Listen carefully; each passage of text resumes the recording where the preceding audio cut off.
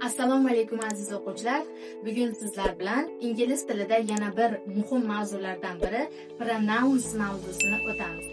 Demak, ingliz tilini noldan boshlab o'rganayotganlar uchun bu mavzu juda ham manfaatli bo'ladi. Demak, pronouns I, you, he, she, it, we, they.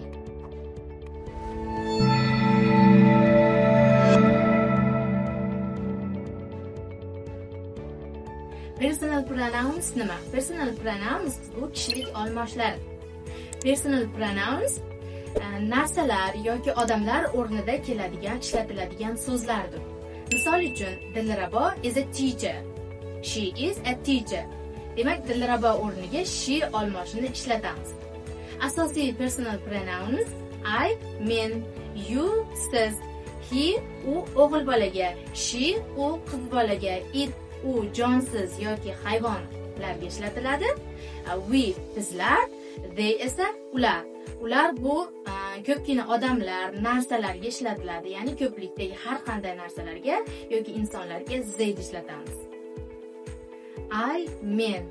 I o'zimiz haqimizda gapirganda ishlatiladi. Misol uchun, I am a teacher. Men o'qituvchiman. I live in Tashkent. Men Tashkentda yashayman. I'm happy. Men baxtliman.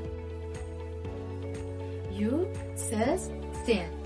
You bitta odamga ham, ko'pgina odamga ham ishlatsa bo'ladi. You ham, siz ham sen degan ma'noni beradi.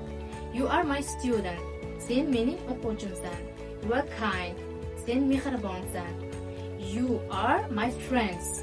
Sizlar mening do'stlarimsizlar. He, u erkak. He faqat erkaklar uchun ishlatiladi, ya'ni bitta bo'lgan. Misol uchun, he is my father. U mening otam. He is a doctor. U bitta shifokor. He is tall. U novcha. Endi she'ga kelsak, she u ayol. Ya'ni u faqat ayollar uchun, bitta bo'lgan ayol uchun ishlatiladi. She is my mother. U mening onam. She is beautiful. U chiroyli. She is kind. U mehribon.